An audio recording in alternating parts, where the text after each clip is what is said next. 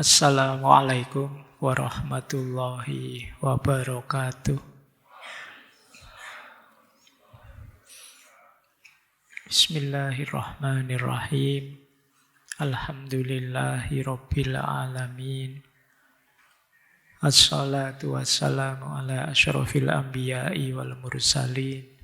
Sayyidina wa maulana Muhammadin wa ala alihi wa ashabihi wa man tabi'ahum bi ihsanin ila yaumiddin. Amma ba'd. Bismillah, mari kita lanjut lagi ya ngaji kita, belajar kita, istiqomah kita mencari ilmu melalui ngaji filsafat. Sudah sampai sesi ke 501 tadi ya diumumkan Mas Wahid. Semoga tidak ada yang bilang tidak terasa ya. Ya terasa. Kita ya merasa ngantuk, merasa capek, merasa bosen kadang-kadang. Ya terasa. Cuma ya seperti sering saya bilang, segala sesuatu yang kita istiqomahi, kita dawamkan, mungkin awalnya berat, tapi lama-lama akan jadi ringan. Dan pada saatnya akan merasuk dalam diri kita jadi karakter. Yang itu membuat kalau yang kita biasakan itu hal-hal yang baik, ya karakter kita akan mudah baik. Tidak pakai mikir keluarnya ya otomatis baik. Karena yang ditanamkan selama ini itu. Nah semoga 500 sesi ini ya sedikit-sedikit mengubah kita jadi lebih baik. Entah di sisi apa. Setidaknya teman-teman yang ikut ngaji filsafat kuat duduk mendengarkan saya ngomong 2 jaman kurang lebih. Itu ya luar biasa. Di tengah banyak orang bilang kalau Gen Z seperti kalian itu biasanya tidak tahan lama. Tapi buktinya kalian ya tahan meskipun setengah-setengah ngantuk, setengah-setengah perjuangan, tapi kan tetap tahan. Jadi sebenarnya kalian bisa kok diajak yang baik apa saja asal pemicunya tetap tepat dan sesuai. Yang ngaji ini kalau dihitungan saya malah lebih. Ada beberapa sesi yang tidak terekam. Mungkin tidak diizinkan oleh Allah. Tema-tema tertentu yang paling saya ingat itu dulu ada tema yang tidak terekam sama sekali. Tentang Kama Sutra. Jadi saya ingat membahas filosofi itu. Ya beruntung yang dulu sempat hadir ya. Tapi memang teman-teman sekarang banyak yang minta, Pak, mau diulang lagi? Enggak lah. Bolak-balik Kama Sutra. Sekarang ceritanya beda. Audiennya juga beda. Jadi ya semoga nantilah pada saatnya. Tapi ya enggak akan tema itu lagi. Tema dekat-dekat itu. Karena literasi itu kan untuk segala aspek.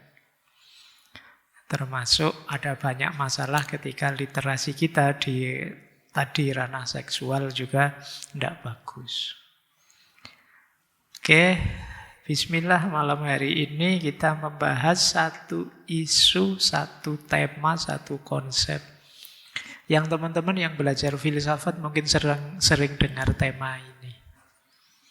Ini masih lanjutannya kemarin-kemarin dari Plato. Yang judulnya Philosopher King, Raja Filosof. Yang ini kadang-kadang sering membuat GR anak-anak yang kuliah filsafat. Bahwa kuliah jurusan filsafat itu nanti keluarnya jadi raja. Iyalah. Baik, ya raja kan ya juga jenisnya macam-macam. Bismillah ya kita belajar. Yuk, seperti apa sih maksudnya Plato? Tentu saja ini konteksnya nanti politik ya. membahas tentang tata negara. Tapi filosofinya bukan teknisnya. Kata Plato begini, ini yang sering jadi masalah juga di kita. Kenapa kemudian beliau menawarkan raja filosof? Orang-orang yang benar-benar baik dan bijaksana, kata beliau, biasanya tidak mau masuk ke politik, tidak mau memerintah. Padahal harusnya mereka. Karena itu, dalam negara yang demikian, yang memerintah adalah orang-orang yang paling tidak layak memerintah. Yang layak tidak mau, yang tidak layak ambisius. Akhirnya nasib malangnya ada di negara. Itulah kenapa kemudian beliau nanti antara lain menawarkan mbok orang-orang bijaksana, orang-orang pinter itu mbok jangan anti politik. Mereka lah yang ditunggu-tunggu. Tuh, maunya Plato ke sana. Tapi nanti kita lihat wacana ini pro kontra luar biasa. Baik, pelan-pelan kita belajar. Yang pertama, mengapa sih kita perlu hidup bersama dalam satu wadah namanya negara? State, polis kalau di Athena. Bagi Plato, itu boleh cek nanti di Republik ya. Negara itu muncul karena tidak ada seorang pun dari kita mampu mencukupi dirinya sendiri. Sehebat apapun orang, tidak akan bisa dia memenuhi kebutuhannya sendiri. Setinggi apapun IQ-nya, dia akan selalu perlu orang lain. Saya misalnya sudah ngaji filsafat sampai 500, sampai orang salah paham, wah Pak Faiz itu apa wae ngerti. Ada banyak yang saya tidak ngerti. Kadang-kadang kalian jauh lebih ngerti. Di sekitar kita ada banyak hal yang saya yakin sebagian besar kalian tidak tahu. Cara jahit baju, mungkin dari sekian yang hadir mungkin beberapa saja yang bisa. Cara ngeracik kopi yang enak, mungkin tidak semuanya juga tahu, ngerti ini beli gitu aja. Saya sasetan gitu aja tinggal ngecur. Kita itu tidak bisa hidup sendirian. Jadi disitulah kita perlu yang ngatur. Karena kita saling membutuhkan di antara kita. Ini kalau tidak diatur, bisa kacau. Jadi tidak ada satupun individu yang dapat memenuhi seluruh kebutuhan hidupnya. Nah, itu asumsi pertama kenapa kita perlu negara. Kemudian yang kedua, kita ini kan macam-macam kebisaannya. Saya ngajar. Kemudian kalau petani nanam padi, kalau pedagang jualan, kalau kalian yang mahasiswa rebahan. Ya tugasnya dewe-dewe ya. Jadi kita ini masing-masing punya peran, ada bagian-bagiannya masing-masing. Nah, bagian-bagian yang jadi jatah kita, ayo kita laksanakan sebaik mungkin. Ini nanti akan jadi kunci negara ini akan jadi adil, jadi baik. Jadi ada division of labor kalau istilah hari ini. Kita itu saya saja, sejago-jago saya, meskipun ngerti filsafat ini, filsafat itu, pulang ke rumah saya tidak bisa masak. Yang masak istri. Pager keropos, yang ngerti tukang. Kemudian urusan RT, yang ngerti Pak RT. Yang ngerti Pak RW, kita ini ada peran kita masing-masing. Yang itu kalau ada di antara kita yang tidak menjalankan perannya, atau malah ngurusi perannya orang lain, akan terjadi chaos. Disitulah gunanya negara hadir. Untuk menata hidup bersama yang saling mengisi tadi. Ya, jadi makanya sering saya bilang, manusia itu tidak pantas sombong. Sejago-jagomu, kamu butuh orang lain.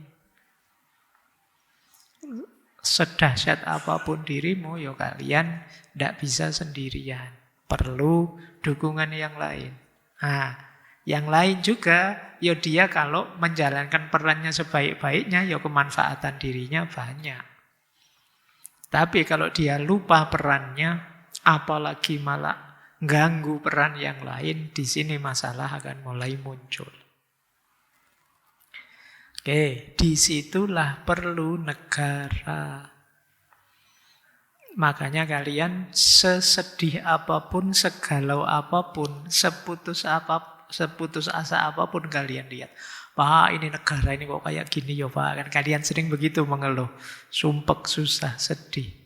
Tapi ya jangan sampai kalian pengen sudahlah Pak, tidak usah negara-negaranan, tidak usah aturan, tidak usah undang-undang.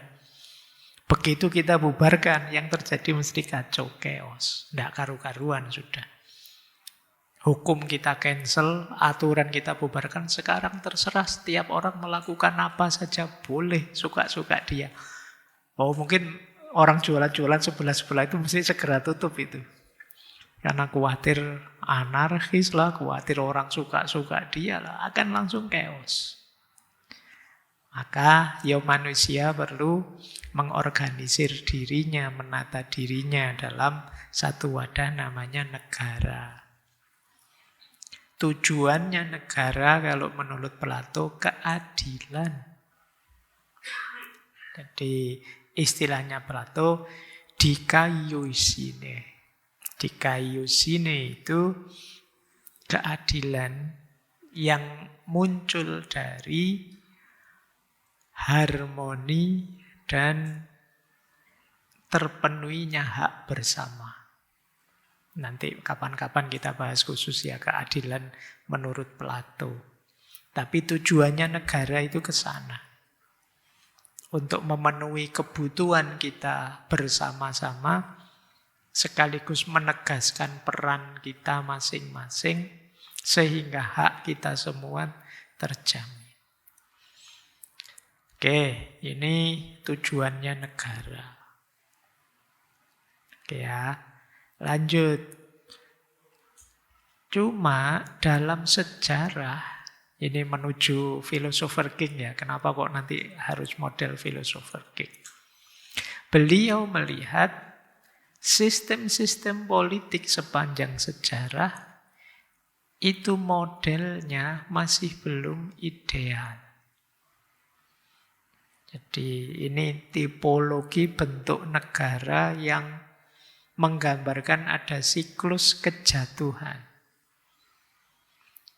Kalau menurut Plato, setiap bentuk negara itu punya kelemahannya. Yang nantinya jatuhnya satu negara itu biasanya bukan karena faktor luar negara itu, tapi faktor dalam. Yaitu apa? Kerusakan jiwanya para penguasa. Jadi yang mimpin rusak. Bukan karena apa-apa, bukan karena diserang, bukan karena apa. Ya dulu kita ngalami ya, Belanda bisa menjajah kita sampai ratusan tahun. Itu kan karena kita tidak kompak. Ada orang-orang sini yang pro Belanda misalnya, kemudian terus kita perang saudara sendiri. Ketika kita lemah, Belandanya masuk, dompleng dan lain sebagainya. Jadi kata Plato, ada banyak pola negara yang itu nanti masing-masing ada kelemahannya, yang kelemahan itu ada di orangnya. Oke ya, kelemahannya ada di orangnya, tidak di sistemnya. Sistemnya seperti apapun, ini kan ada 1, 2, 3, 4, 5 ini. Tapi kalau orangnya rusak, akan tetap rusak negara itu. Kita lihat ya satu-satu. Dari sini saja. Aristokrasi, susut jadi demokrasi, susut jadi oligarki, susut jadi demokrasi, memuncak pada tirani. Kenapa bahasa saya susut itu maksudnya tambah jelek. Tambah jelek, tambah jelek, tambah jelek, yang paling jelek tiran. Berarti kalau di skemanya Plato ini demokrasi itu paling jelek -1. Levelnya sebelum yang paling jelek. Kenapa begitu? Ini ya Plato ini unik, membacanya ada logiknya. Oke, pemerintah yang paling awal, tata manusia, tata politik paling awal, itu biasanya kan dipilih orang-orang terbaik oleh masyarakat. Yang paling menonjol, yang paling pinter, yang paling bijaksana dulu. Jadi masyarakat-masyarakat kuno, mungkin masyarakat-masyarakat yang masih sederhana, itu biasanya dipilih orang yang paling bijaksana, paling pinter, paling dituakan. Ini istilahnya Plato aristokrasi. Yang bagi dia ideal. Kenapa ideal? Karena di era ini masyarakat dipimpin oleh yang memang ahli mimpin. Orang yang memang bijaksana.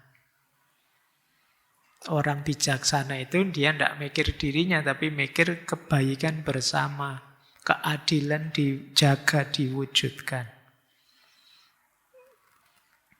Oke, jadi ini ideal awal. Meskipun nanti aristokrasi dalam sejarah belakangan juga ada masalah. Tapi yang dimaksud Plato ini seperti itu. Era aristokrasi ketika ada satu orang terbaik, pemerintah yang dipimpin oleh seorang filosofer, orang bijaksana. Tapi nanti aristokrasi akan susut jadi timokrasi. Demokrasi itu ketika pemerintahan dipimpin oleh orang yang mengejar kehormatan. Mengejar prestis, mengejar status. Jadi mungkin cara berpikirnya begini. Kan dulunya awalnya aristokrasi, memang orang bijaksana. Terus kemudian banyak orang melihat, enak ya jadi pimpinan itu dihormati, dihargai, diposisikan tinggi. Ini yang dikejar kehormatan. Ya cirinya demokrasi itu biasanya agak militeristik kata Plato. Membanggakan status, kedudukan, disiplinnya tinggi tapi kaku. Ambisi dan gengsinya tinggi. Ini masyarakat demokrasi. Mengejar status, mengejar kehormatan. Karena mungkin dari pengalaman sebelumnya, jadi pimpinan itu enak.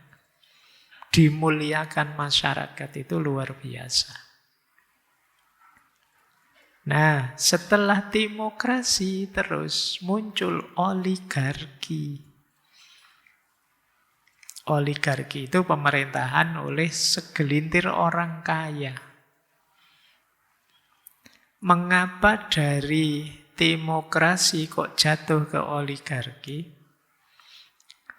Karena kalau tadi kan sebelumnya masyarakat itu melihat enak ya jadi pimpinan, dihormati. Lama-lama orang melihat yang dihormati itu kekayaan. Jadi lama-lama orang menghormati kekayaan. Enak ya jadi orang kaya itu. Bahkan orang-orang pintar, orang-orang Alim pun bisa dibeli sama orang kaya. Terus orientasinya terus harta, kekayaan. Jadi kehormatan diganti uang sebagai ukuran nilai. Kemudian diam-diam syaratnya kekuasaan pun terus jadi uang. Siapa ingin berkuasa, modalnya harus besar. Nah, mulai yang dipikir harta dan kekayaan. Oke, oligarki. Lama-lama oligarki, ya cirinya oligarki itu berarti orang berlomba-lomba kaya. Biasanya kalau ada perlombaan kekayaan itu yang kaya tambah kaya, yang miskin tambah miskin. Itu sudah logika ekonomi sudah. Kenapa orang kaya modalnya lebih besar, tambah besar, tambah besar. Yang miskin pontang-panting. Kalau tentang ini kalian lebih pengalaman ya, sudah ngerti sendiri gimana susahnya berlaga di dunia ekonomi. Nah, ya paling tidak kalian merasakan gap itu ya. Kalian kan bagian yang miskin-miskin. Nah, tiap hari kan kalian ngiler itu kan, kalian nonton, wah ada orang kota ganti mobil, wah ada orang, kalian geleng-geleng kepala, bisa sampai 2T ya korupsi saja, kalian geleng-geleng, itu berapa? Gitu, kali kan itu kelihatan gapnya.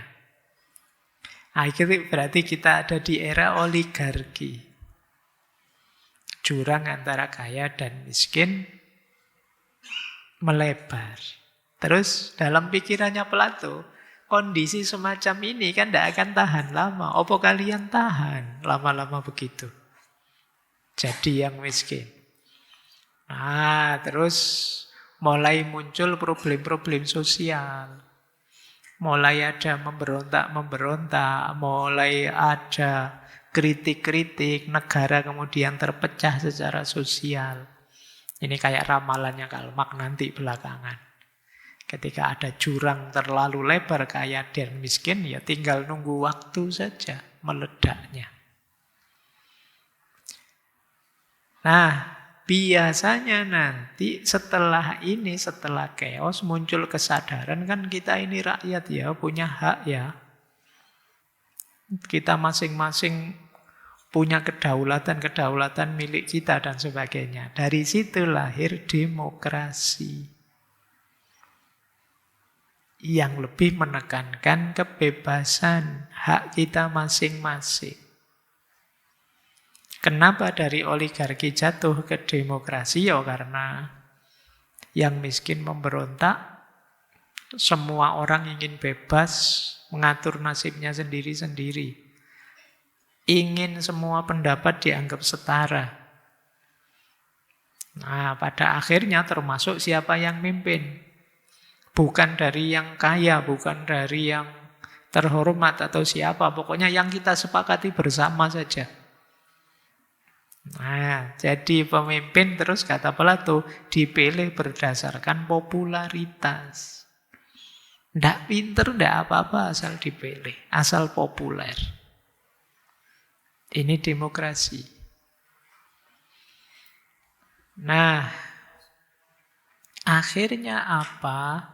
Sering terjadi tabrakan dalam situasi demokrasi itu. Chaos itu gampang. Wong yo karepnya kepala kan beda-beda. Kita kan sering merasakan itu apalagi hari ini.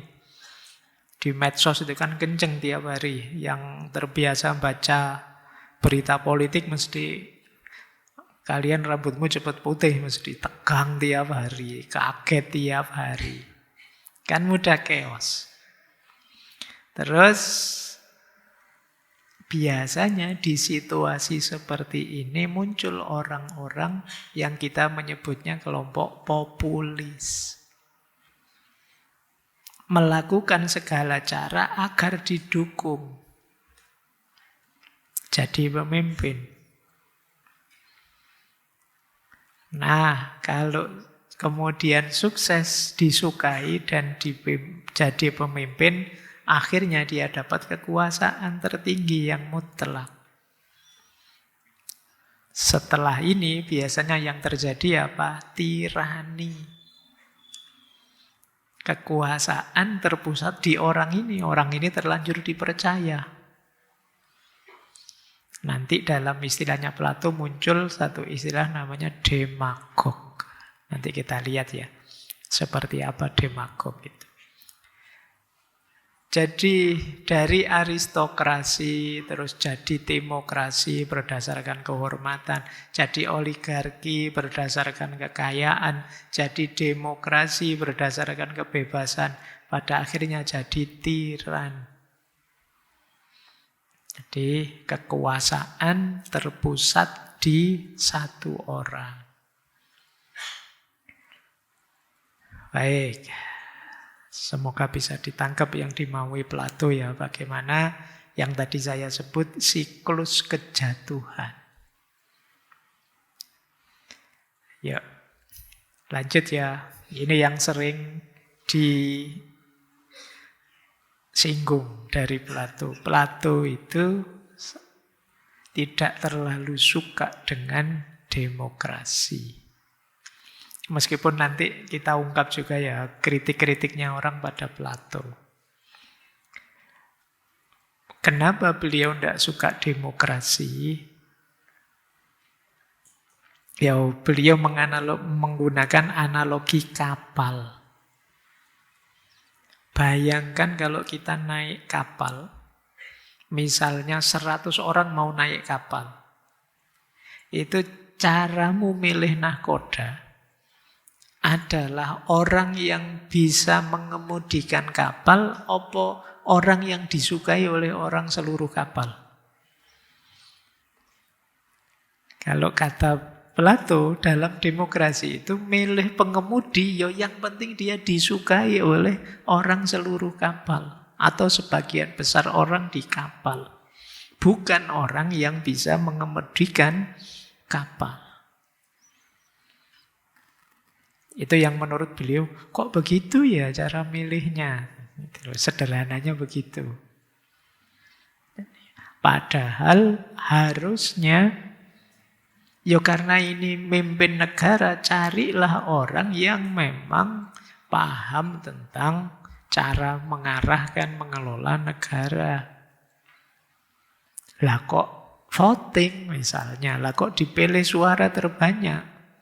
Jadi meskipun orang ini tidak bisa nyetir kapal, kalau semua yang di kapal setuju, ya jadilah dia nahkoda. Itu yang membuat beliau mengkritik demokrasi. Yang kedua, beliau melihat demokrasi itu terlalu mendewakan kebebasan. Padahal kebebasan itu sumber konflik. Kalau dia tidak terkendali. Coba kalian cek, ada banyak sekali hari ini masalah yang muncul karena orang lupa ngerem. Ingin bebas apa saja suka-suka dia. Ya karena kita hidup bersama tadi di satu kapal, ya terus saya bebas apa, ketabrak dari mana pada akhirnya. Temanku juga bebas apa. Itu yang memungkinkan kebebasan yang kita lupa batas itu hasilnya konflik. Sementara yang paling diagungkan dalam demokrasi itu kan kebebasan. Lah terus kenapa Pak kalau konflik? Ya biar aja toh Pak, kayak kalian itu kan kadang biar aja konflik Pak, kita makin dewasa. Kayakmu kan begitu. Tapi Plato tidak melihat ke sana. Plato melihat dalam situasi konflik kalian gampang dimanipulasi. Nanti akan muncul satu orang, gayanya kayak Ratu Adil, pendamai. Kan kadang-kadang kalau waktunya pilihan presiden itu kan saya sering lihat ada buku yang judulnya Ratu Adil, bahwa beliau ini loh Ratu Adil. Beliau kan sering begitu. Kenapa? Orang ketika konflik mendambakan tokoh yang pendamai, yang bisa menjembatani semua. Ini kalau kita tidak hati-hati, kita akan dimanipulasi. Kita akan dimanfaatkan.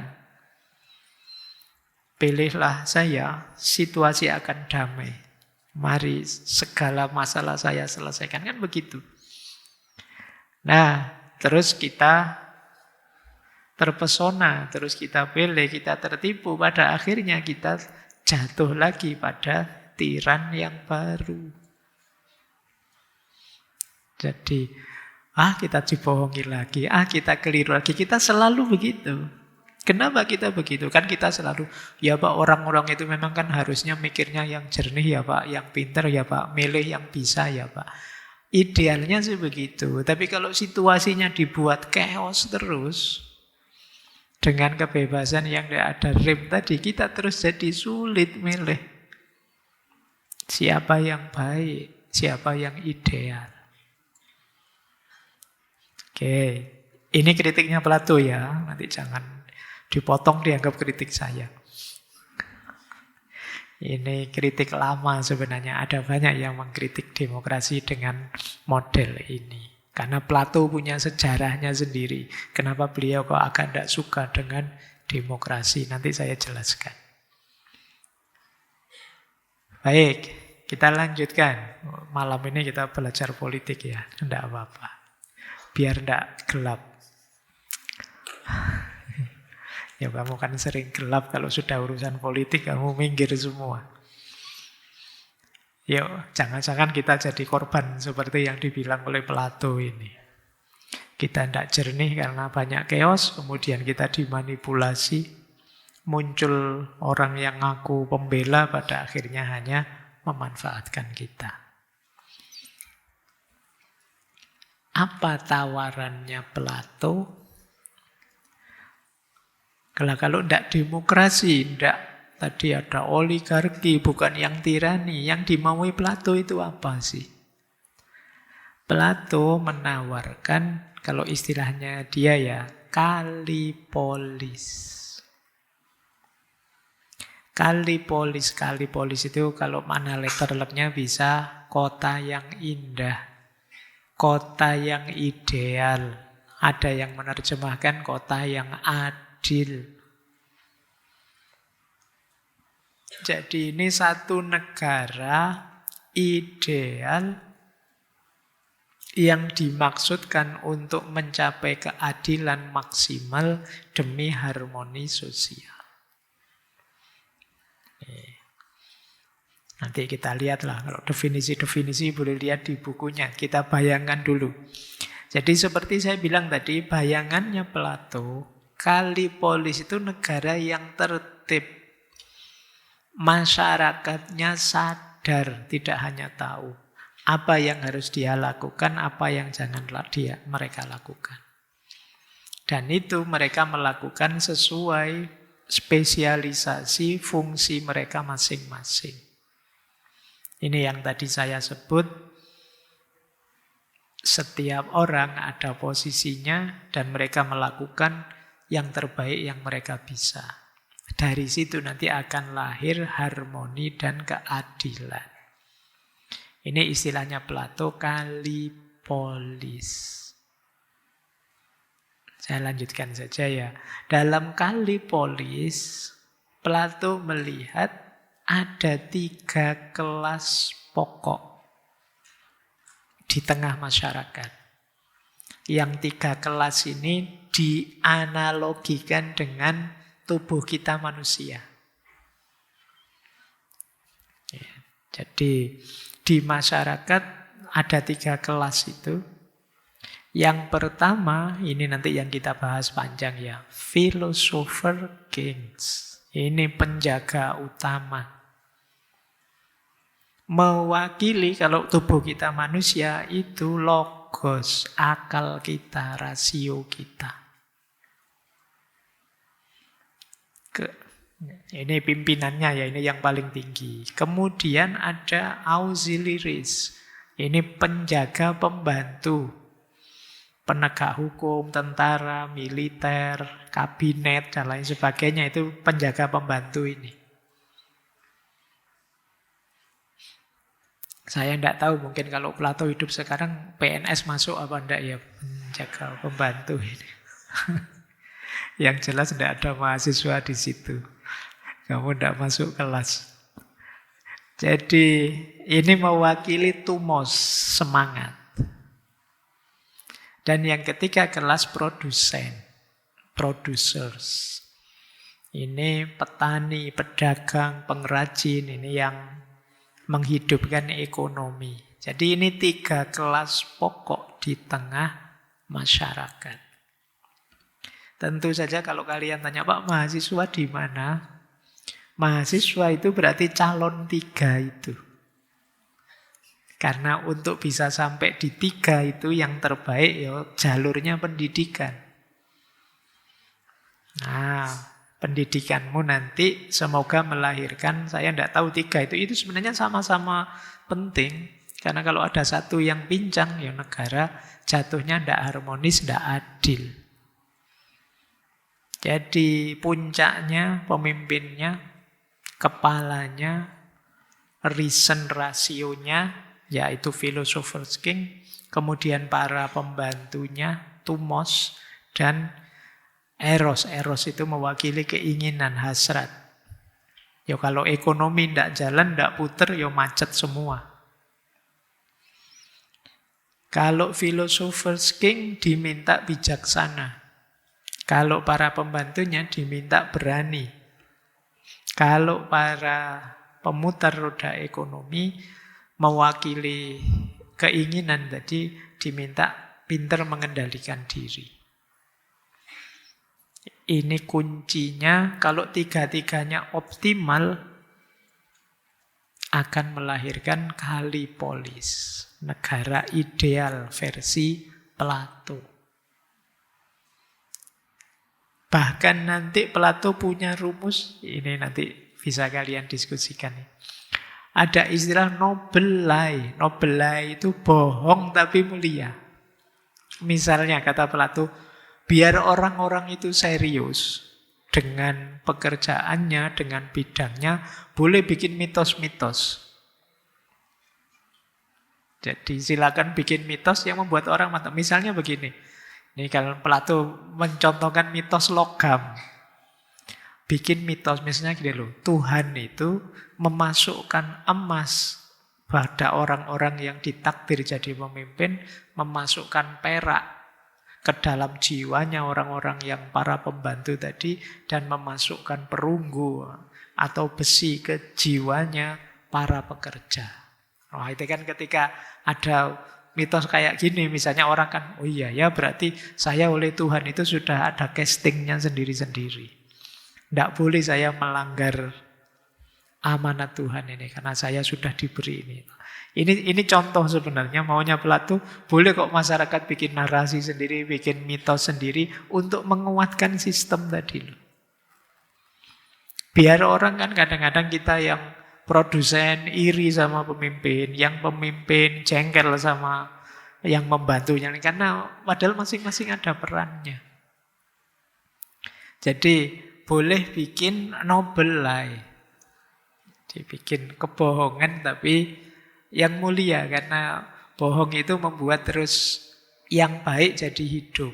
Jadi mungkin kayak kalau dulu kalian kecil, orang tuamu kalau kamu minta aneh-aneh kan terus orang tuamu bilang itu tidak dijual loh. Terus penjualnya juga, iya dek ini tidak dijual, tidak usah beli, tidak apa-apa. Dan itu kan bohong, tapi kan ada kebaikan di situ. Orang tuanya tidak punya uang, pedagangnya juga ngerti. Nah, itu noble lie namanya. Ya itu, kayak kalian misalnya habis putus terus dihibur, tidak apa-apa, perempuan tidak cuma satu, masih banyak. Itu kan sebenarnya menghibur saja. Jadi nah ini boleh kata Plato. Tapi untuk yang baik ya, makanya noble lie, dengan tujuan yang mulia. Biar kalian tidak melakukan hal-hal yang negatif terus dibikinkan mitos-mitos. Kalau ini berhubungan dengan negara, makanya mungkin orang kan kalau ini yang merintah siapa gitu males, tapi Tuhan sudah menakdirkanmu untuk jadi, nah ini kita susah bantahnya sudah. Oke ya, engkau bisa mulia lewat jalurmu masing-masing. Nah ini gaya-gaya seperti ini menurut Plato penting. Kemudian ini yang menarik ya, kapan-kapan boleh dibahas ini teorinya Plato. Kemudian beliau juga membahas penghapusan hak milik pribadi. Jadi ini saya tidak tahu kalau ini diterapkan bisa ngamuk semua yang di atas. Kata Plato, kelas pemimpin, apakah itu utama, filosofer, king, juga para pembantunya, itu harus ditreatment khusus biar tidak sampai korupsi. Caranya gimana kata Plato? Yang pertama, mereka dilarang punya kepemilikan pribadi. Pokoknya kebutuhannya dijamin. Dia ingin apa dijamin oleh negara. Tapi dia tidak boleh punya emas sendiri, punya koleksi rumah sendiri, kan tidak boleh. Punya koleksi mobil sendiri tidak boleh. Kalau butuh mobil dibelikan negara. Kalau butuh rumah disiapkan. Bahkan kata Plato, kalau bisa mereka dibikinkan asrama saja, tinggal bersama di situ, ngurusi negara, mikir di situ sudah. Bahkan nanti kalau teman-teman baca Plato ya, kalau mereka punya anak misalnya, biarlah anaknya diasuh negara saja. Dia biar perhatiannya nggak kepecah pada anak-anak. Kalau ada anak-anak kan kadang ya mikirnya anaknya dulu, negaranya nanti. Jadi tidak apa-apa dia punya anak, tapi nanti biar anaknya dijamin sudah oleh negara, sampean mikir negara saja. Ini untuk kelas penjaga ya, pemimpin yang tertinggi atau yang pembantu tadi. Berarti militer, PNS tadi dan lain-lain itu jadi. Oke, boleh nanti kalian diskusi ya. Mungkin ini seperti ini. Jadi tawarannya Plato, kelas penjaga ini harus steril. Dari pengaruh-pengaruh juga dari kemungkinan-kemungkinan untuk melakukan kerusakan. Karena kalau kelas ini melakukan kerusakan, negara akan rusaknya cepat. Kalau kalian yang bukan siapa-siapa, yang kelas pekerja, kelas menjelang produsen, itu kan misalnya melakukan kerusakan, efeknya kan kecil, paling lingkunganmu sendiri atau dirimu sendiri. Tapi begitu pemimpin, efeknya seluruh negara. Maka Kalipolis, kalau di konsepnya Plato, meskipun tidak wujud ini, bagaimana hak milik pribadi di kelompok penjaga pemimpin ini dibatasi. Ini kayak mungkin mirip-mirip konsep komunisme ya. Tapi untuk kelas pemimpin saja, tidak untuk semuanya. Baik, itu tadi pengantar. Sekarang kita bahas tema utama kita. Philosopher King. Raja filosof. Jadi philosopher king itu kalau menurut Plato adalah pemimpin negara yang sekaligus seorang filosof. Filosof ya, bukan filsafat atau akademisi filsafat, tapi seorang filosof. Mungkin di banyak kesempatan saya jelaskan apa bedanya ahli filsafat dengan filosof. Jadi kalau filosof itu ya dia bisa berefleksi, berkontemplasi, mengevaluasi, mendayagunakan akal budinya. Kalau ahli filsafat itu orang yang bisa menjelaskan pikiran-pikirannya para filosof, ngerti peta kajiannya filsafat dan lain sebagainya. Ini ahli filsafat. Ada orang yang ahli filsafat tapi bukan filosof. Mungkin dia tiap hari ngomong filsafat, cuma kan filsafat yang katanya. Katanya filosof ini, katanya filosof itu, terus begitu. Ngaji filsafat itu sebagian besar modelnya begitu. Meskipun nanti ada tema-tema yang kefilsafatan mandiri, mikir sendiri kefilosofannya. Nah, tapi ini raja yang filosofer. Jadi bukan filsafat akademisi. Apa sih raja filosof itu? Dia mencintai kebenaran lebih dari kekuasaan. Ini raja filosof. Yang kedua, memahami hakikat kebaikan, tidak sekedar kesenangan sementara, kenikmatan, keuntungan dari kekuasaan, tapi dia menuju kebaikan. Dan yang ketiga, dia memimpin karena tanggung jawab, bukan karena ambisi. Jadi, siap saya mimpin karena saya terpanggil untuk memperbaiki situasi, bukan karena ambisi mencari kepentingannya sendiri, memenuhi kebutuhannya sendiri, dan lain sebagainya. Kalau Plato mengibaratkan filosofer king ini seperti akal, seperti saya bilang tadi ya, dalam diri manusia, di negara. Jadi dia harus jadi akalnya negara. Kenapa kok harus begitu? Ya karena kata Plato, negara akan rusak jika dipimpin oleh orang yang hanya mengejar keuntungan, mencari popularitas atau kehormatan, bukan kebenaran. Jadi king philosopher itu dia pecinta kebenaran. Itulah kenapa diidealkan oleh Plato. Sampai di Republik ada kalimat, negara tidak akan bebas dari kejahatan dan juga umat manusia sebelum para filosof menjadi raja, atau para raja dan penguasa sejati menjadi filosof. Jadi sebelum para raja jadi filosof, sebelum para filosof jadi raja. Kalau di kita, filosof jadi raja mungkin berat ya. Rajanya saja dijadikan filosof gimana? Suruh belajar, suruh latihan refleksi, dan lain sebagainya. Karena kombinasi dua ini penting. Kenapa sih penting? Karena pemimpin itu otaknya. Pemimpin itu reasonnya. Sebagaimana otak kita, akal kita ini, itu kan yang ngatur seluruh tubuh ini. Sampean ke sini, atau bolos malam hari ini, atau mau apa saja, itu kan pemicu awalnya kan munculnya dari pikiran.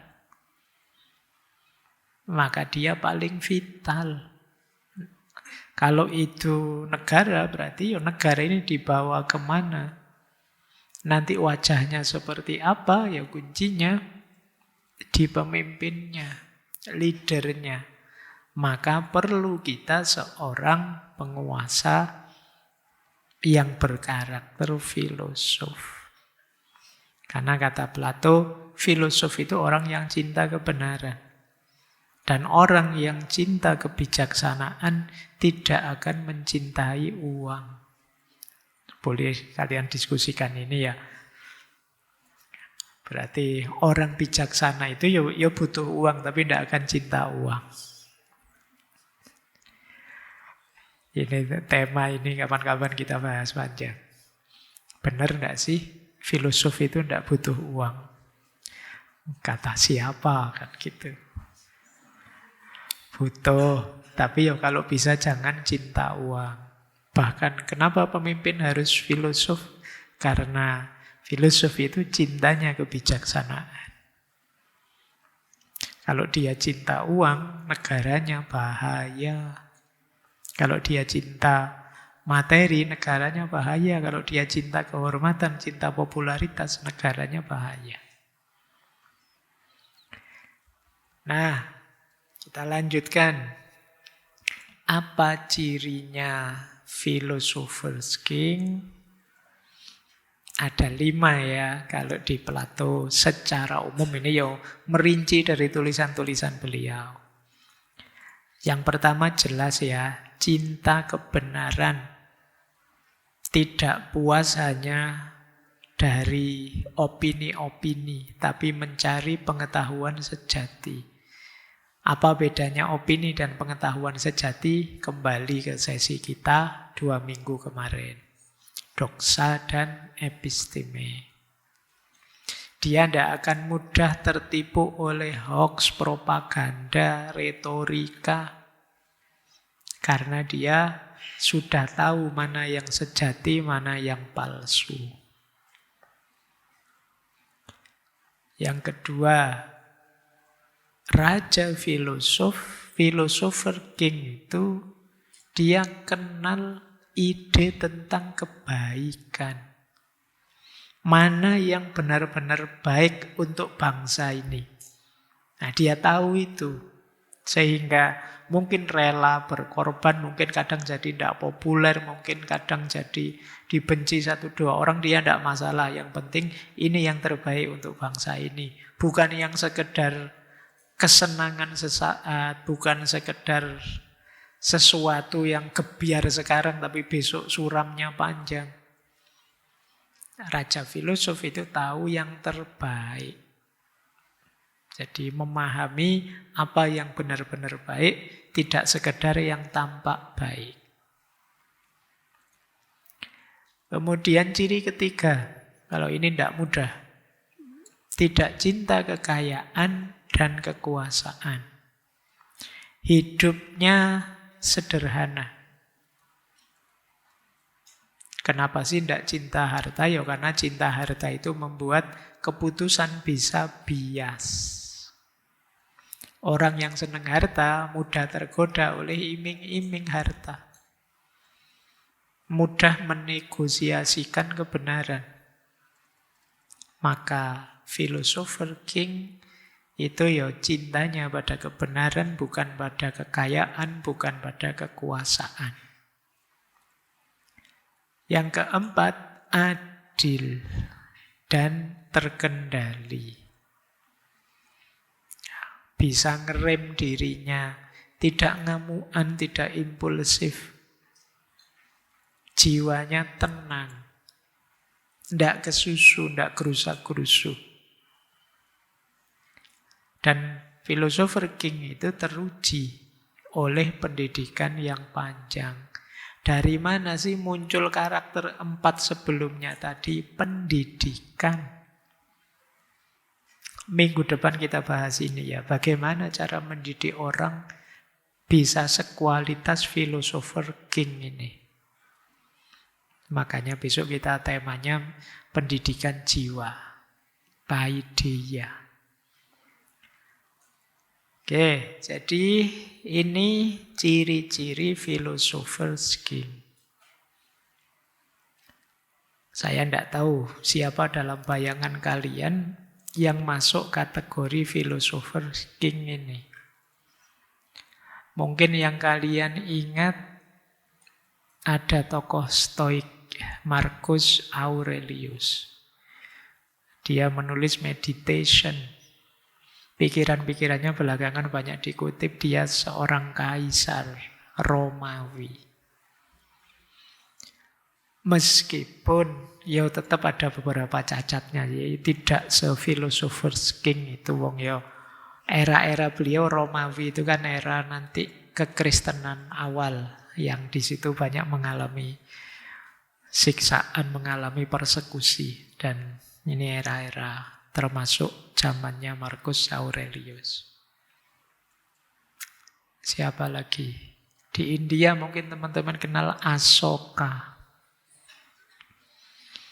Ya, yang setelah mengalami banyak pertempuran berdarah-darah, kemudian beliau membalik menjalani hidup spiritual.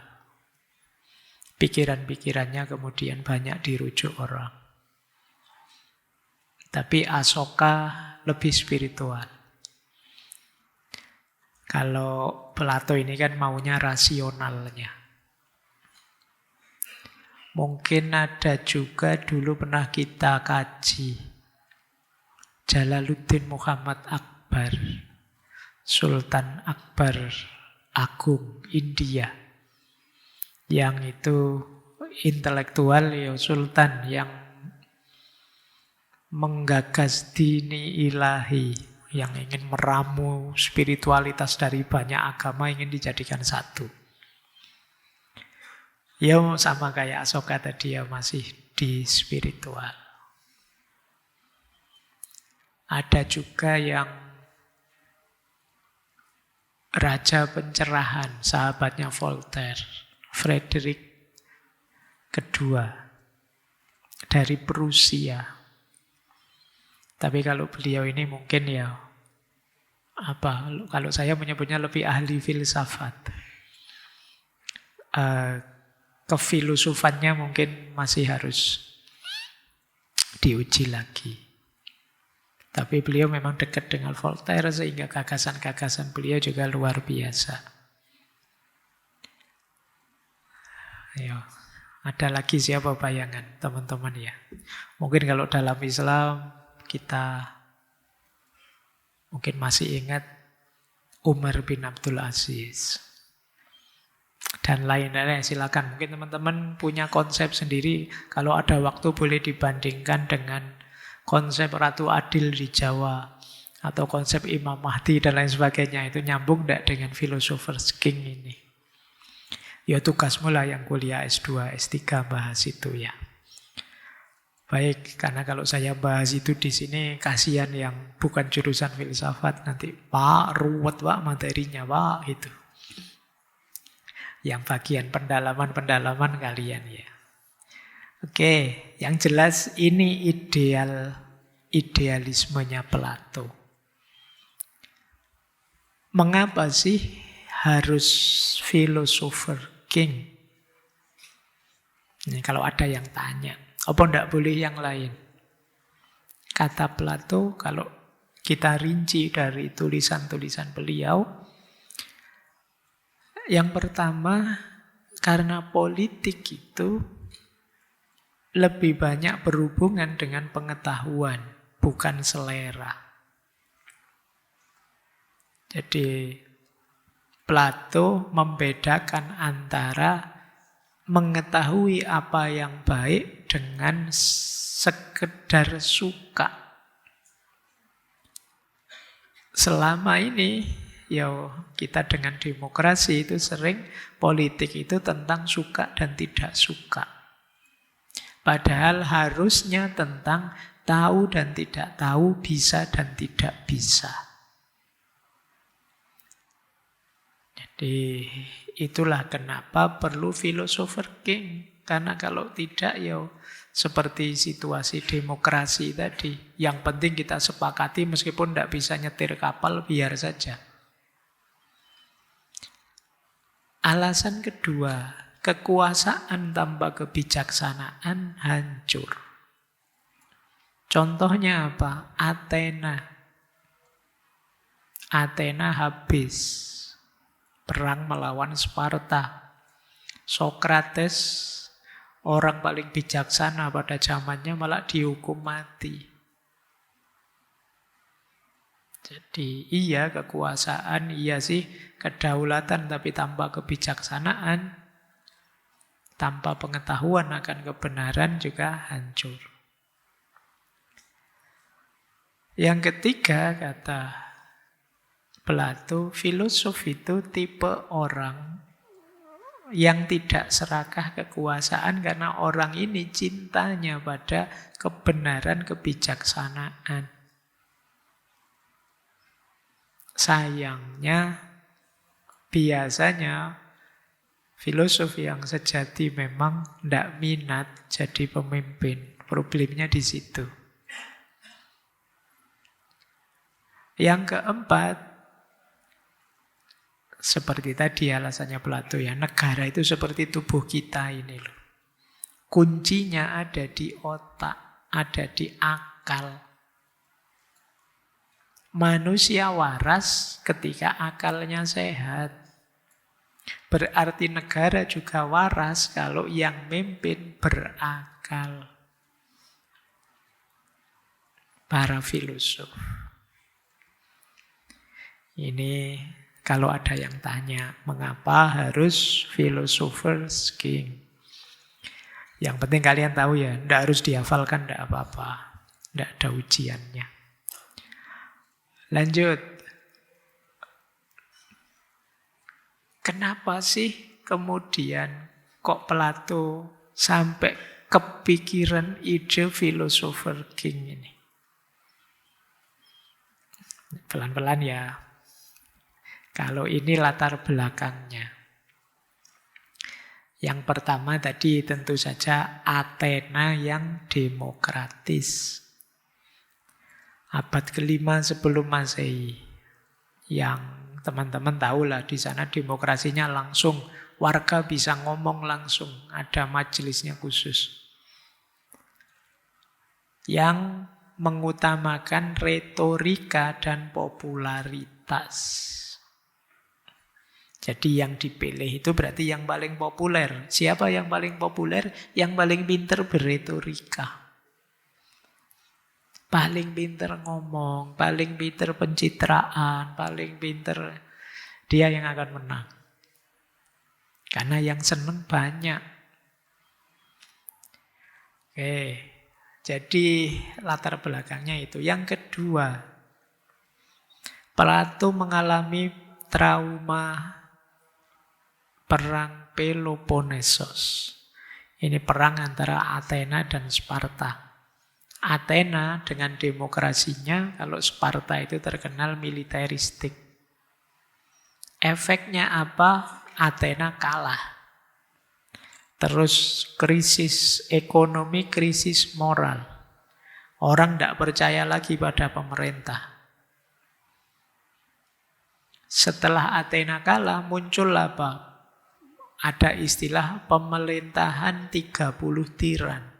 City tyrants. Yang namanya saja tiran. Jadi negara dipimpin tiran satu saja. Puyeng kita. Ini dipimpin 30 tiran.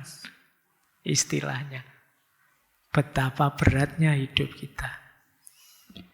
Ya. Jadi pembunuhan, penindasan. Dan kok beberapa tiran yang 30 tadi itu masih keluarganya Plato. Keluarganya sendiri. Itu membuat dia semakin, berarti dia tahu aslinya tiran-tiran. Ini wong keluarganya sendiri. Itu membuat dia semakin muak. Apalagi puncaknya tewasnya gurunya Sokrates. Ini jadi titik balik personal sudah. Dia tambah tidak percaya dengan sistem demokrasi. Padahal siapa yang tidak ngakui kalau Sokrates itu orang baik, humoris, cerdas, pikiran-pikirannya banyak mengubah orang, mempengaruhi orang. Itu pun karena kalah voting, tetap diputus salah dan dihukum mati. Dan terakhir tentu saja respon beliau terhadap sofisme. Sofisme itu satu aliran, dulu pernah kita bahas satu sesi yang ngaji filsafat, yang menganggap kebenaran itu relatif saja. Mereka kuat di retorika. Mereka ini ahli debat. Kalau debat mesti menang. Karena memang tujuan mereka dalam perdebatan itu kemenangan. Yang ini terus dikritik oleh Plato. Di depan orang-orang sofis ini, politik itu hanya jadi adu kata. Bukan pencarian kebaikan. Keadilan kemudian hanya jadi soal persuasi. Siapa yang ngomongnya paling banyak, siapa yang membuat orang terdiam tidak bisa jawab, dialah orang hebat. Ini gaya sofis. Oke, pemimpinnya tiran, kemudian intelektualnya sofis, rakyatnya egois. Kalah perang akhirnya. Dan itu yang membuat Plato drop sudah. Dari situ menggagas philosopher king. Lanjut.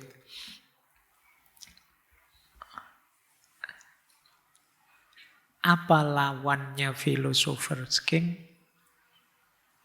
Istilahnya Plato tadi ya demagog. Teman-teman mungkin sering dengar istilah ini ya di perdebatan-perdebatan di TV-TV. Sebenarnya demagog ini istilah baik-baik saja kok awalnya, tapi dari kata-kata demos dan agogos. Agogos itu pemimpin, penuntun, demos itu rakyat. Jadi demagogos artinya pemimpinnya rakyat atau orang yang nuntun rakyat. Awalnya di Yunani, demagog ini ya memang pemimpinnya rakyat. Tapi kemudian oleh Plato dan Aristoteles dikonotasikan negatif. Untuk orang-orang politisi yang oportunis, menghasut rakyat, memanipulasi emosinya rakyat untuk kepentingan mereka. Ini namanya demagog. Jadi Plato mengkritik para demagog ini karena mereka menyesatkan rakyat dengan retorikanya, hanya mengejar kekuasaan untuk dirinya. Rakyat sedang marah ditunggangi, rakyat sedang kecewa ditunggangi. Pokoknya dia memanipulasi emosinya rakyat. Untuk apa? Untuk kepentingannya sendiri. Dengan keahliannya berretorika. Ini yang disebut demagog. Jadi demagog ini lawannya philosopher scheme. Oke ya, cirinya, ini catatan saya mungkin bisa lebih. Mengandalkan retorika, bukan kebenaran. Mengandalkan opini-opininya sendiri, bukan episteme. Jadi, ini ciri pertama. Tidak usah membayangkan siapa-siapa ya. Saya kalau ngomong gini teman-teman sudah muncul banyak nama di kepalamu. Saya ingin untuk dirimu sendiri besok. Kalian kan pemimpin-pemimpin di masa depan. Awas nanti kalau ada yang jadi bupati, gubernur, Pak, saya dulu sering ngaji filsafat loh, tapi terus tipemu tipe ini. Kok kamu begitu loh? Dulu kan diajari Pak Faiz tentang demagog. Ya maksudnya tidak nyuruh kamu jadi ini ya. Jadi hanya retorika bukan kebenaran. Memanipulasi emosinya rakyat. Memanfaatkan kemarahannya rakyat, ketakutannya rakyat, kekecewaan rakyat, memberi janji-janji palsu. Menawarkan solusi instan, janji-janji instan yang tidak rasional. Tenang saja, tahun depan Indonesia akan nomor 1 misalnya. Kayak gini wis, sudah. Kayak gini ciri-cirinya demagog. Dia asal ngomong yang penting dipilih. Ini demagog. Kemudian yang terakhir, mengorbankan kebaikan jangka panjang demi popularitas sesaat. Jadi yang penting saya dipilih, kamu maunya apa? Tak turuti. Padahal mungkin maunya yang tadi dituruti bisa punya efek jangka panjang. Yang penting kamu mau milih. Ini namanya demagog. Andalannya retorika, mengendarai emosinya orang banyak demi tercapai tujuannya sendiri. Nah, kalau pakai rute itu, diawali dari demokrasi, terus muncul demagog. Setelah muncul demagog, rakyat terhasut. Setelah rakyat terhasut, percaya pada dia. Ketika dia sudah dipercaya, dipilih, perilakunya seperti tiran. Makanya tadi yang paling bawah dari demokrasi, tiba-tiba kok jadi tirani, Pak? Rutenya ini. Jadi dari demokrasi, demagog, rakyat percaya, tapi terus lahirlah tiran baru. Baik, kita lanjut. Ambil nafas sebentar. teman-teman tegang semua ya, membayangkan ini cocok sama apa, mesti ngono kamu. Oke, ini wong Plato membaca zamannya kok. Dan sampai hari ini berarti memang mirip-mirip saja ya fenomena politik itu. Baik, ya tentu saja Plato tetap ada kurangnya. Oke ya, teman-teman sudah paham apa itu demagog, apa itu philosopher king. Sekarang kita belajar sebentar tentang kira-kira apa sih kelemahannya konsep ini. Kritiknya para filosof lain terhadap konsep ini. Ada banyak kritik terhadap konsep ini ya. Konsep raja filosof, philosopher king ini. Saya awali kritik dari 3 tokoh besar. Salah satunya murid beliau sendiri. Aristoteles, Cicero, dan Thomas Aquinas. 3 filosof ini mengkritik konsep philosopher king-nya Plato. Yang pertama, terlalu mengandalkan manusia luar biasa. Yo sak pinter-pinternya filosof kan yo manungsa to yo. Sehebat-hebatnya dia manusia biasa. Bisa saja kepleset, bisa saja tiba-tiba belok, ambisius, dan lain sebagainya. Maka Aristoteles menawarkan bukan rule of man, tapi rule of law. Bukan orangnya yang harus dibikin luar biasa, tapi hukumnya. Aturan tata hidup bersamanya. Kata Aristoteles, hukum itu lebih rasional dan rasionalitasnya bisa stabil. Kalau manusia, tidak bisa dijamin.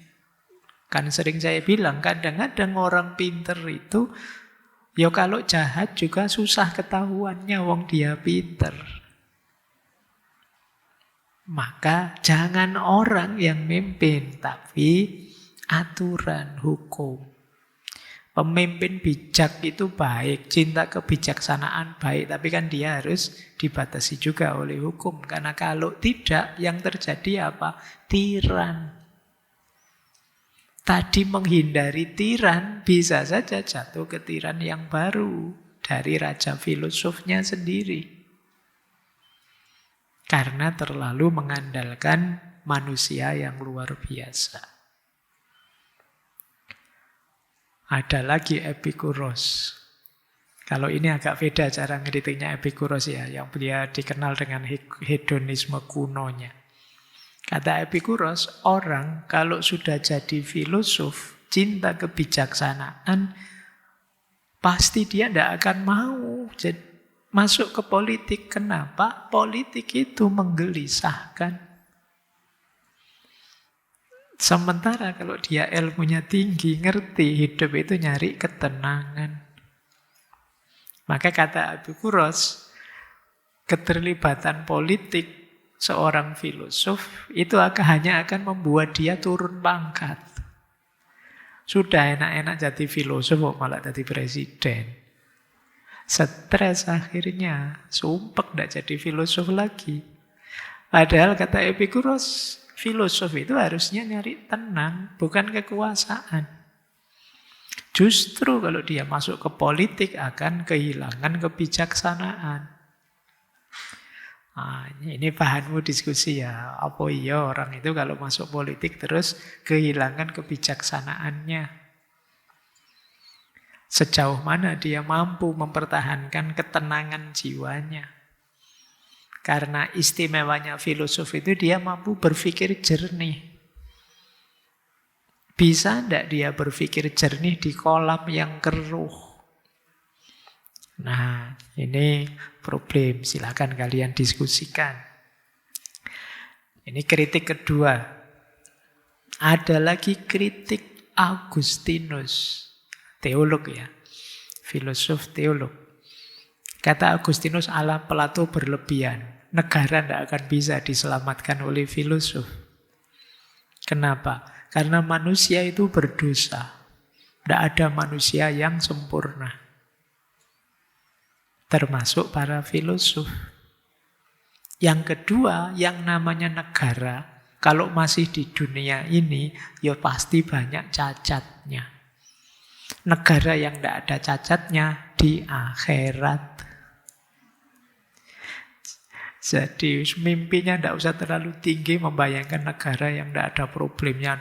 Pasti tetap ada cacatnya. Wong dunia, mbok dipimpin filosofer king presidennya Plato sendiri pun sulit. Jadi kata Agustinus, Plato terlalu optimis tentang kemampuan manusia. Diakui saja manusia itu banyak lemahnya meskipun sepinter apapun dia. Karena manusia berdosa. Agustinus. Machiavelli. Oh, ini lebih unik lagi kalau beliau teman-teman ngerti kan tipenya. Kata Machiavelli, politik kok ngomong moral. Tidak akan efektif. Moral kalau dalam politik itu ya cuma pencitraan saja. Kalau bahasa Jawa ini abang-abang lambe. Nyawanya politik tidak di moral, tapi kekuasaan. Disuruh bermoral, ayo asal dapat kekuasaan. Tidak bermoral juga tidak apa-apa, asal dapat kekuasaan. Jadi dunia politik itu dunia kekuasaan. Bukan dunia filsafat. Pemimpin yang ideal sering kalah oleh pemimpin yang licik. Ayo, berarti kalian mau milih mana? Milih pemimpin yang ideal dengan cara yang licik, biar yang ideal naik, atau biar saja pemimpin ideal kalah meskipun dia kalah, tapi kan saya tidak menggunakan cara yang licik. Kamu milih mana? Yang penting Pak, pemimpin ideal saya harus jadi, meskipun caranya licik. Atau yang kedua, kalah juga calon saya, tidak apa-apa Pak, asal jujur. Kamu milih mana? Ya yang berjalan kalau di Machiavelli pasti yang pertama. Ya kan? Meskipun nanti orang tanya, pemimpinmu apa benar-benar ideal? Sampai kamu rela untuk licik demi dia, itu ya jawabannya nanti bisa beda lagi. Tapi kata Machiavelli, tidaklah. Pemimpin ideal itu sering kalah dengan pemimpin yang licik. Kemudian kata Machiavelli lagi, filosofer king itu kadang-kadang naif terhadap realitas kekuasaan. Jadi harusnya apa, dia malah apa. Terlalu idealistik, kurang realistik. Itu biasanya kelemahannya orang pinter kan itu. Kurang peka situasi di lapangan. Yang penting idealnya dikedepankan. Padahal mungkin lapangannya sudah tidak karu-karuan. Perlu kebijakan yang khusus. Kadang-kadang harus ada triknya, kadang-kadang ada kayak tadi liciknya, curangnya. Demi memenangkan kebenaran. Itu nanti gimana? Paradoknya gimana? Puyengnya para filosof ini. Untuk menghidupkan kebenaran yang dia yakini kadang-kadang harus ngambil jalur-jalur yang negatif, yang licik, yang curang, yang bohong. Ini juga masalah. Jadi tidak segampang itu kata Machiavelli. Ya kalau untuk ceramah-ceramah sih enak. Tapi begitu terjun ke lapangan, situasinya tidak akan sesimpel itu. Machiavelli. Bukan saya loh ya itu tadi. Lanjut. Masih ada lagi, banyak ternyata kritiknya. Kamu tadi sejak awal nganggapnya bagus-bagus saja. Ternyata ya masih banyak kelemahannya. Nanti kita lihat terakhir, kita ulas ya. Sekarang Thomas Hobbes. Beliau yang punya konsep manusia itu homo homini lupus. Manusia itu saling memangsa sesamanya. Kata Thomas Hobbes, yang dibutuhkan oleh masyarakat itu bukan pemimpin yang pinter, yang bijak, tapi pemimpin yang punya otoritas kuat. Pemimpin yang dipatuhi. Apa gunanya pemimpinnya filosofis, luar biasa, pikirannya tinggi-tinggi, kalau tidak dipatuhi? Jadi ketika dia dipatuhi, nanti ada kemungkinan bisa ditata jadi tertib. Kalau tidak dipatuhi, setinggi apapun, sedahsyat apapun kebijakan juga buat apa? Maka tadi model demokrasi tadi loh, yang milih bareng-bareng. Bukan yang paling pinter tapi dipilih yang disepakati. Ini kan memang dalam rangka agar pemimpin ini dipatuhi. Karena disukai orang banyak, disetujui orang banyak. Kalau dia sudah disetujui kan enak kalau mau ngatur. Tapi meskipun dia ahlinya, ilmuannya, mimpin, kalau tidak dipatuhi, tidak akan jalan. Jadi kata Thomas Hobbes, tidak penting filosof atau tidak filosof, yang penting dipatuhi tidak, disepakati, disetujui tidak. Sehingga kebijakan-kebijakannya nanti akan jalan. Jadi Thomas Hobbes ini yang punya pandangan negara itu berdiri di atas rasa takut, bukan kebijaksanaan. Orang itu patuh karena takut. Dan itu otoritas. Oke. Ayo tak tanya, kalian kalau ada lampu merah terus berhenti, itu karena bijaksana atau karena takut kena semprit? Lebih banyak karena takut.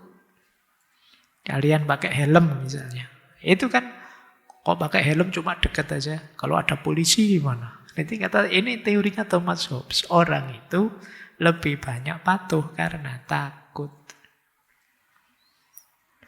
Sekarang mungkin ada orang ngomong apa terus diancam, diteror, dihukum loh kamu, kena ITE loh. Sekarang kan orang takut mulai. Ketika takut dia patuh. Ini psikologinya, rasa takut itu dimainkan. Oke. Tapi kalau kebijaksanaan misalnya, yo coba kamu pikir sendiri. Gimana kalau kamu lampunya merah tapi terus. Itu kan tidak akan jalan. Kamu disuruh nalar sendiri, mikir sendiri, tidak akan jalan. Dulu saya ada dosen filsafat zaman saya S1 itu. Tidak pernah mau disuruh pakai helm. Jadi beliau, itu zaman awal-awal diwajibkan helm, beliau tidak mau. Bawa helm beliau cuma dicandelkan di stang motornya saja. Ketika ditangkap oleh polisi, polisinya diajak debat. Dia argumennya begini. Karena di undang-undangnya kalimatnya bahwa helm itu perlengkapan kendaraan bermotor. Jadi makanya dia bawa helm, dicandelkan di kendaraan bermotornya. Kan bukan perlengkapan orang naik motor, jadi perlengkapan kendaraan, jadi dia bawa helm terus. Jadi itu berarti kebanyakan kita memang patuh itu karena takut. Coba ya saya membayangkan masuk kelas. Terserah kalian lah, saya tidak ngabsen. Kalau kalian sadar kuliah itu penting, ya masuklah. Kalau tidak sadar juga suka-suka kamu. Saya yakin separuh lebih tidak akan masuk. Tapi kalau, awas ya, sekali absen nilaimu turun 1 digit. Oh, itu mesti semuanya rajin. Jadi bukan urusan kebijaksanaan kata Thomas Hobbes, tapi urusan rasa takut. Oke, ini tema-tema yang semua bisa kalian diskusikan. John Locke, dia bilang tidak ada jaminan filosof tidak menyalahgunakan kekuasaan. Hak-hak rakyat lebih penting daripada visinya penguasa. Bahkan kekuasaan perlu dibatasi dan perlu konsen, perlu kesetujuan dari yang dikuasai. Ini John Locke. Rousseau, dia bilang hati-hati konsep philosopher king bisa terjebak elitisme. Kenapa begitu? Ya kebenaran politik itu kebenaran bersama, bukan kebenaran satu orang. Jadi kebenaran politik lahir dari kehendak bersama, kehendak umum. Kalau modelnya Plato dari kehendak satu orang saja yang mimpin, memang rentan jatuh pada tiran. Philosopher king mengabaikan rakyat dari kedaulatan. Rakyat hanya jadi objeknya si king ini. Dan itu negatif, kata Rousseau. Masih ada lagi yang kritik. Tak pikir sudah, ternyata banyak. Popper juga dikenal kritikusnya konsep philosopher king. Kata Popper, philosopher king itu jalan menuju totalitarianisme. Totalitarianisme itu nanti satu orang ini mendominasi, ngurusi segala hal. Jatuhnya ya tiran lagi. Kata Popper, konsep philosopher king ini utopia yang tertutup. Membenarkan kekuasaan absolut tapi atas nama kebenaran.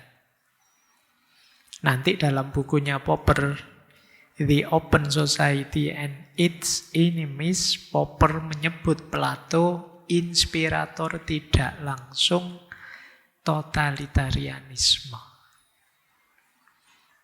Ini Popper.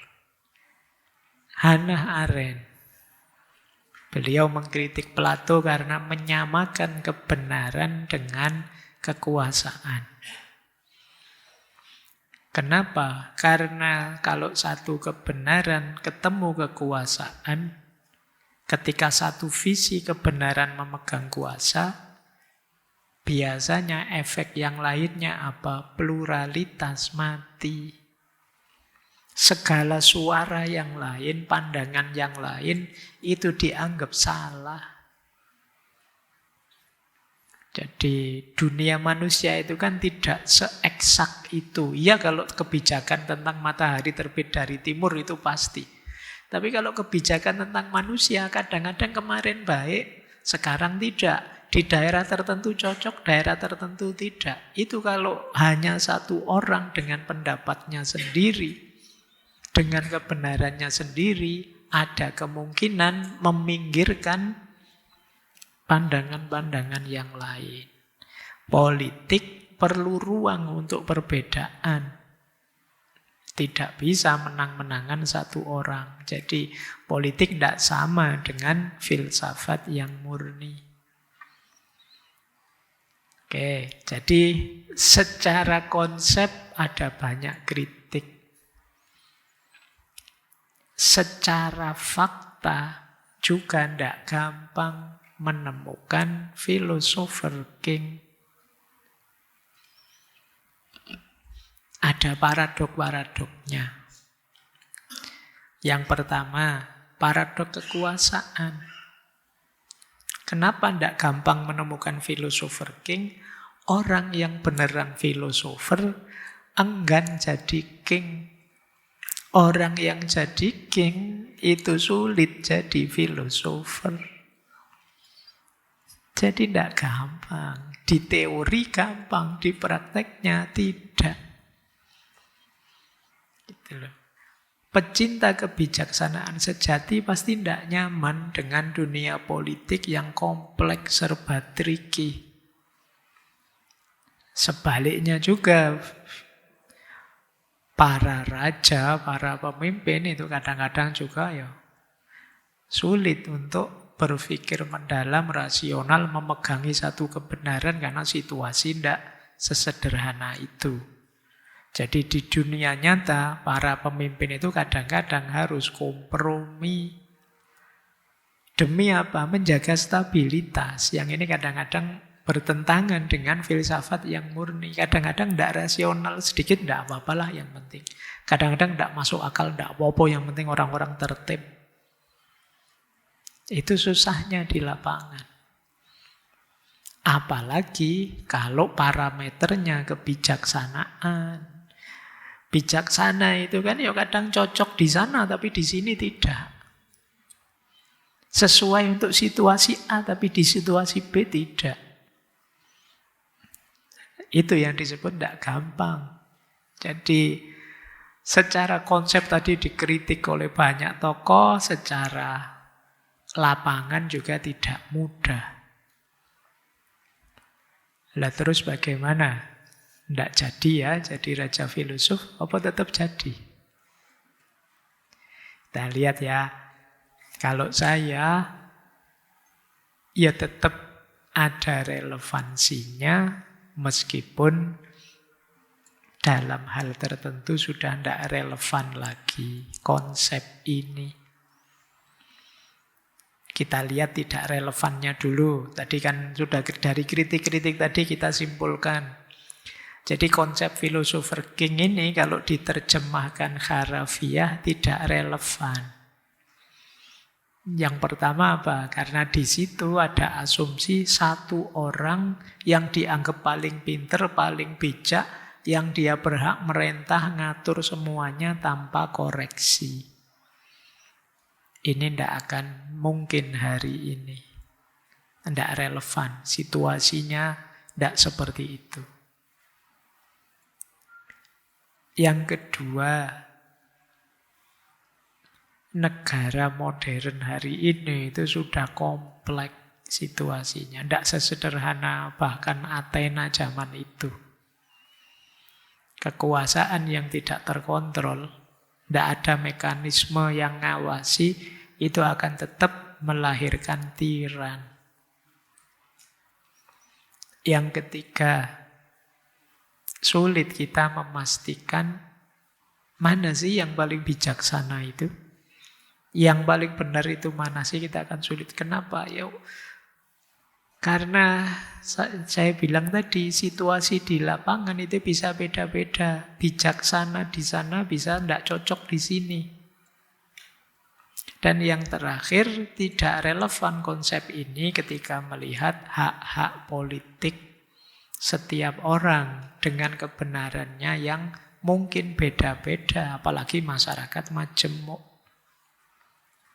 Seperti kita ini kan, ya isinya macam-macam pikirannya. Nanti kalau ada satu orang raja filosof tadi, pokoknya yang benar ini. Kalau dia raja, berarti yang tidak ngikuti ini sudah makar, sudah. Nah, itu bahaya. Maka dari titik ini, konsep ini ya mungkin sulit. Secara harafiah kita anggap masih relevan. Tapi secara substantif menurut saya tetap relevan. Apa substansinya? Yang pertama, penting untuk kita sadari semua saja bahwa tentu saja dasarnya kepemimpinan itu harusnya kebijaksanaan. Tidak sekedar popularitas. Maka kita, ya kalau nanti berpraksis politik, ya mari mencari yang paling ideal menurut kita. Meskipun tidak gampang, tapi ya jangan mengambil standar-standar yang tidak penting.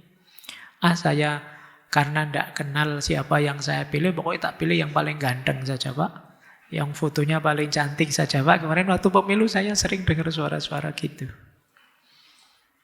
Oh, yang terkenal saja, Pak. Yang biasa keluar di TV saja, Pak. Nyari yang paling populer. Ya jangan salahkan kalau situasi kita tidak berubah jadi baik, wong kita milihnya juga ngasal. Kalau gitu tidak milih saja ya Pak. Ya ndak ya, mungkin ada pilihan-pilihan yang tidak cocok, dari sebanyak itu carilah yang paling mendekati idealmu. Berarti apa ya, kalau nanti misalnya pilihan, jangan masuk ke bilik dengan kepala kosong. Cari yang paling mendekati idealmu, yang jelas bukan yang standar-standar. Yang paling populer, retorikanya paling bagus, janji-janji kosongnya paling banyak, bukan itu. Kalian yang tahu. Kemudian di konsep philosopher king ini, Plato menyadarkan kita membedakan antara doksa dan episteme. Ayolah, iya, kebenaran bisa beragam, tapi jangan yang jenisnya doksa.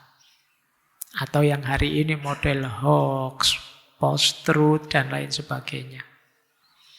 Dan itu sebenarnya kelihatan kok, berita bohong, berita palsu. Sekarang malah dikuatkan dengan AI dan lain sebagainya. Kita harus bisa membedakan itu dalam berpolitik. Apalagi hari ini situasinya serba remang-remang tentang kebenaran itu. Kita harus terliterasi. Pemimpin kita juga harus terliterasi. Agak membahayakan negara kalau pemimpinnya tidak terliterasi. Tidak ngerti apa-apa. Pada akhirnya kalau ada pemimpin yang tidak ngerti apa-apa, tidak bisa apa-apa, dia pasti jadi yang dituntun oleh siapa-siapa. Jadi seolah-olah dia mimpin padahal dia diarah-arahkan. Plato juga mengingatkan dengan philosopher king-nya bahwa politik bukan kontes viralitas. Jangan tertipu oleh viral dan tidak viral. Dan kepemimpinan tidak sekedar soal karakter, tidak sekedar soal prosedur, tapi berhubungan dengan karakter. Prosedurnya sudah benar, memang dia suara terbanyak, tapi karena kita fokusnya hanya suara terbanyak, lupa bahwa kepemimpinan juga soal karakter. Ini sebenarnya mungkin secara tadi banyak kelemahan melahirkan philosopher king yang harafiah, ada seorang filosof yang raja. Tapi menurut saya peringatan banyak dari Plato itu pada kita. Jangan sampai kita di sistem yang demokrasi ini seperti orang-orang yang memvonis Sokrates. Orang-orang yang bersepakat dalam hal yang jelek, hal yang buruk. Hanya karena viral, hanya karena yang lain begitu. Kita diminta berpikir lebih dalam, lebih substantif oleh Plato dalam kehidupan ini. Jadi untuk dimensi yang penting dalam hidup kita, ayo serius. Untuk yang dimensi yang tidak penting, boleh teman-teman santai-santai, jangan dibalik. Nah, kita kadang-kadang, ala Pak, urusan kayak gini kan urusan sana, urusan mereka. Nggak, ini juga urusan kita. Tentu saja seperti yang disampaikan Plato ya, ayo melakukan sesuai fungsi dan ruang dan peran kita masing-masing. Jadi di situ nanti akan lahir idealnya hidup berbangsa dan bernegara ini. Jadi kalau saya simpulkan, Plato tidak sedang meminta kita menyerahkan negara pada filosof, tetapi beliau sedang menolak menyerahkan negara pada kebodohan. Jadi tetaplah kita berbangsa dan bernegara ini, dasar hidupnya adalah akal budi kita. Jangan sampai menomorduakan akal budi ini, karena ini penting. Kita sering tertipu, kita sering terpeleset, kita sering lost, salah ngomong dan lain sebagainya, itu karena kita agak kurang mendayagunakan akal budi kita. Maka diperingatkan oleh Plato, dengan konsep raja filosofnya. Kita perlu banyak filosof hari ini dalam rangka menghidupkan akal budi biar bangsa ini tidak jatuh ke tangan orang-orang yang bodoh. Dan itu PR kita, tidak kemana-mana PR kita. Apalagi di sistem demokrasi ini. Baik, saya kira itu ya. Minggu depan kita lanjutkan masih di Plato tentang pendidikan jiwa. Gimana sih caranya melahirkan orang sekaliber raja filosof? Gimana menjadi manusia ideal versi Plato? Kita akan belajar tentang paideia, bagaimana mendidik jiwa. Yang mungkin sedikit materinya dulu pernah kita bahas di pandangan Plato tentang cinta kalau saya tidak salah. Nanti beberapa kita review lagi. Baik, saya kira itu ya teman-teman belajar kita malam hari ini. Saya tidak tahu malam ini kalian dapat apa. Semoga sedikit-sedikit ada sesuatu yang kalian dapat tentang bagaimana menjadi manusia yang berpikir dan bertanggung jawab. Itu nama lain dari raja filosof. Saya akhiri sekian, kurang lebihnya mohon maaf. Wallahul muwaffiq. Wallahu a'lamu bissawab. Wassalamualaikum warahmatullahi wabarakatuh.